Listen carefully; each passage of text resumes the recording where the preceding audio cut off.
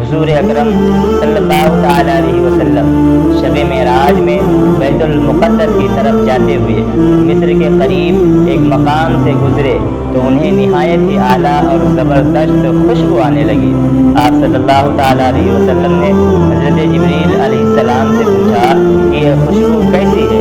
جواب ملا کہ فرعون کی بیٹی کی باندھی مشابہ اور اس کی اولاد کی قبر سے آ رہی ہے۔ پھر حضرت جبریل علیہ السلام نے اس کا قصہ بیان کیا۔ مشابہ فرعون کی بیٹی کی خادمہ تھی اور وہ خفیہ طور پر اسلام لا چکی تھی۔ ایک دن فرعون کی لڑکی کو کنگھی کرتے ہوئے اس کے ہاتھ سے اتفاقاً کنگھی گر پڑی۔ وہ اٹھانے لگی تو اس کی زبان سے بے ساختہ بسم اللہ نکل گیا۔ اس پر شہزادی نے کہا کہ تو نے آج عجیب کلمہ بولا، رب تو میرے باپ فرعون ہی ہے، تو پھر تم نے یہ کس کا نام لیا ہے؟ اس نے جواب دیا، فرعون رب نہیں بلکہ رب وہ ہے، رب اللہ تبارک و تعالیٰ ہے جو مجھے اور تجھے اور خود فرعون کو روزی دیتا ہے۔ شہزادے نے کہا، اچھا تو میرے باپ کے سوا کسی اور کو اپنا رب مانتی ہے؟ اس نے جواب دیا، ہاں میرا تیرا اور تیرے باپ سب کا رب اللہ تبارک و تعالیٰ ہی ہے۔ شہزادی نے اپنے باپ سے کہلوایا، وہ سخت غضبناک ہوا اور اسی وقت اسے برسر دربار بلوایا گیا اور کہا گیا، تو میرے سوا کسی اور کو اپنا رب مانتی ہے؟ اس نے کہا کہ میرا اور تیرا رب اللہ تبارک و تعالیٰ ہی ہے جو بلندیوں اور بزرگی والا ہے۔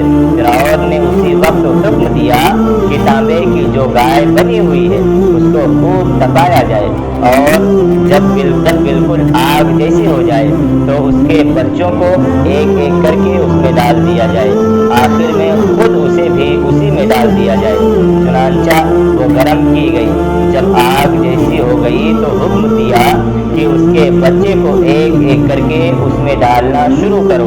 اس نے کہا، بادشاہ ایک درخواست میری منظور کر، وہ یہ کہ میری اور میرے ان بچیوں کی ہڈیاں ایک ہی جگہ ڈال دینا۔ اس نے کہا، اچھا تیرے کچھ حقوق ہمارے ذمہ ہیں اس لیے یہ منظور ہے۔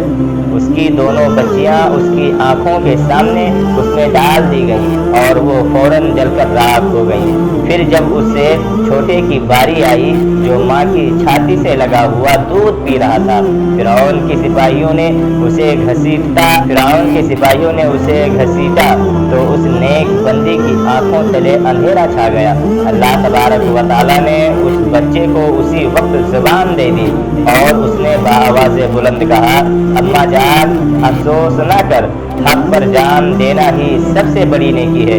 چنانچہ انہیں صبر آ گیا، اس بچے کو بھی آگ میں ڈال دیا گیا اور آخر میں ان کی ماں کو بھی اسی آگ میں جلا کر مار دیا۔ یہ خوشبو کی مہکی اس کے جنتی محل سے آ رہی ہے۔